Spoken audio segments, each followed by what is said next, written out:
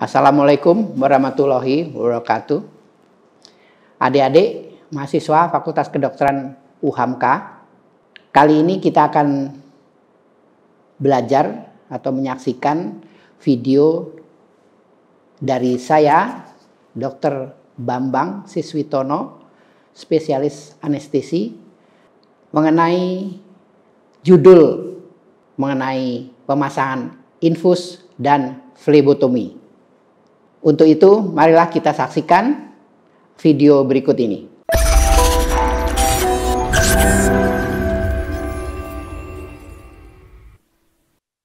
Baik adik-adik, kali ini materi yang akan saya sampaikan yaitu mengenai prosedur fungsi vena atau biasa kita sebut dengan flebotomi.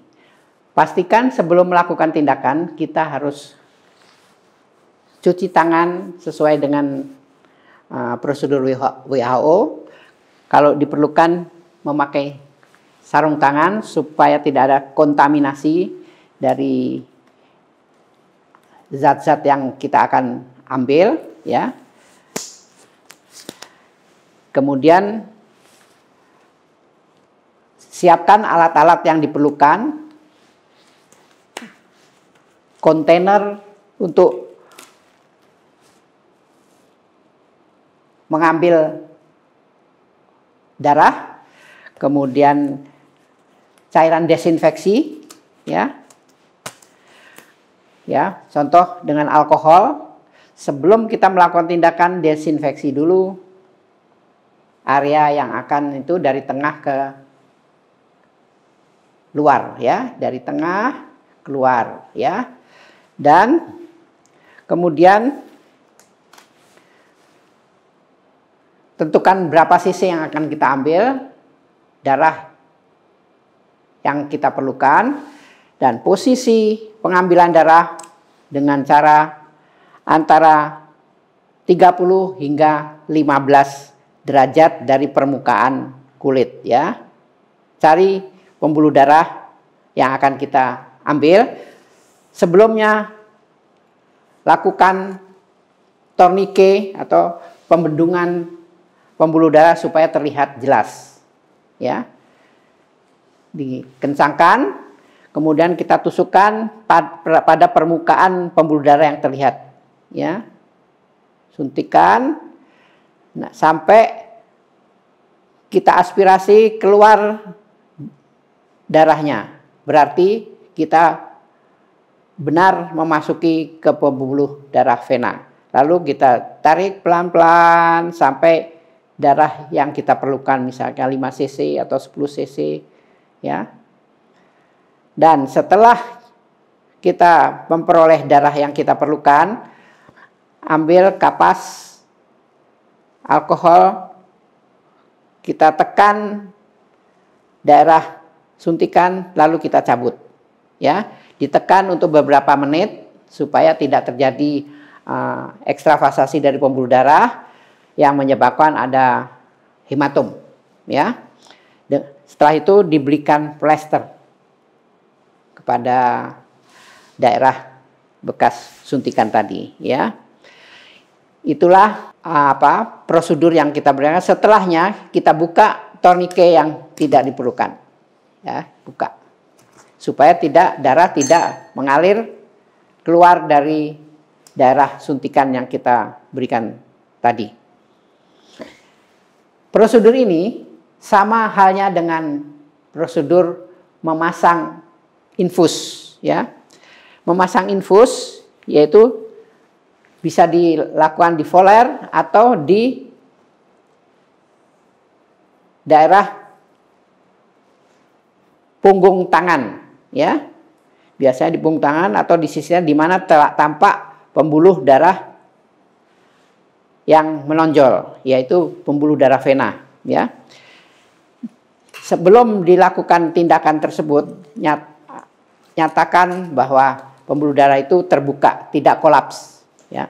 Dan desinfeksi dulu, ya, dari tengah ke kanan selebar mungkin. Lakukan tourniquet yang kuat, ya. Pasang jarum venoven atau jarum vena masukkan, ya. Setelah keluar darahnya, sambungkan dengan infusion set, ya.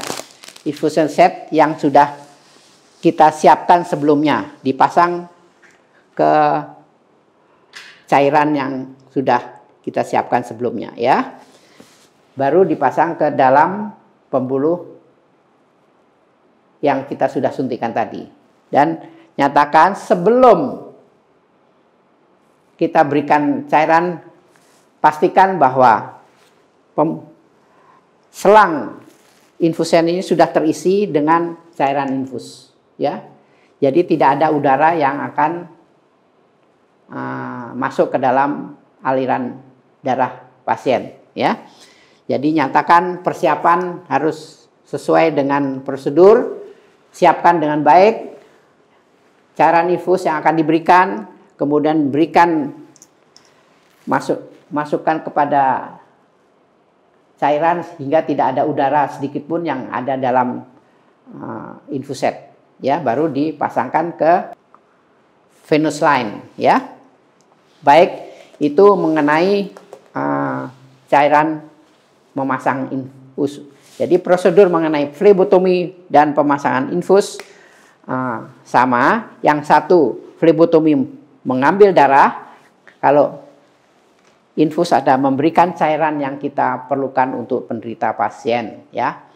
Dan kita nanti akan bicarakan mengenai pemberian tetesan, berapa banyak tetesan yang akan kita berikan kepada pasien, ya.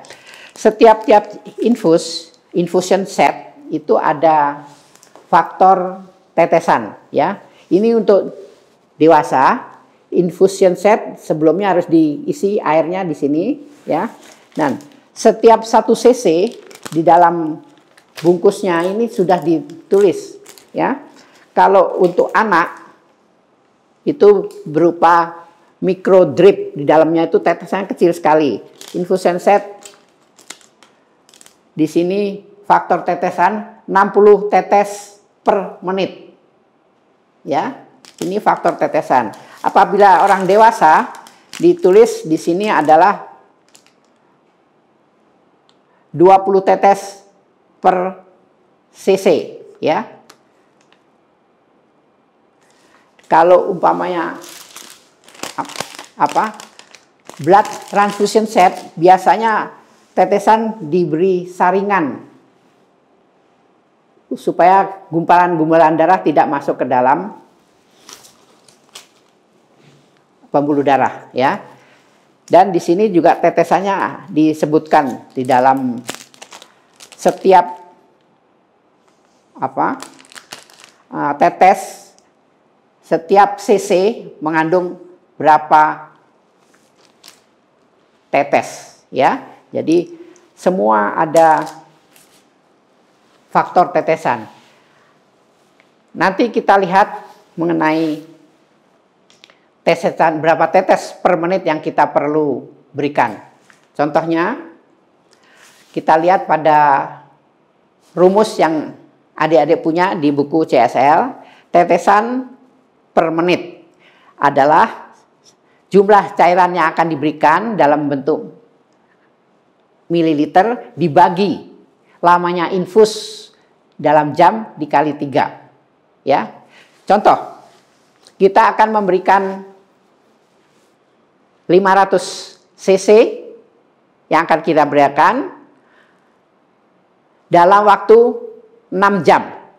Berapa tetesan yang kita harus berikan? Jadi dalam rumus kita tinggal isi jumlah cairan 500 dibagi lamanya infus 6 jam kali 3 kurang lebih 18, ya. 6 kali 3 18 kurang lebih 20. 500 dibagi 20 kurang lebih 25 tetes per menit. Ya. Jadi kita melihat dari rumus yang sudah ada di buku-buku CSL. Demikian juga mengenai tetesan mikro. Karena 1 cc mikro drip itu 60 tetes per cc.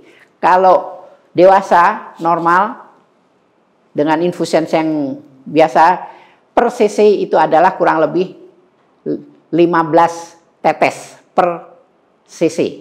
Oke, nanti bisa dilihat dalam buku panduan, di sana ada tabelnya. Baik. Jangan lupa alat-alat yang sudah dipakai dibuang ke tempat sampah, cairan-cairan yang tempat sampah yang infeksius ya, dibuang. Jangan dibiarkan terpapar di area tempat suntikan. Sekianlah video atau materi yang sudah saya berikan. Untuk lebih jelasnya, kalian boleh membandingkan atau melihat kembali kepada buku panduan clinical skill lab yang sudah masing-masing punyai. Demikian saya tutup. Wassalamualaikum warahmatullahi wabarakatuh.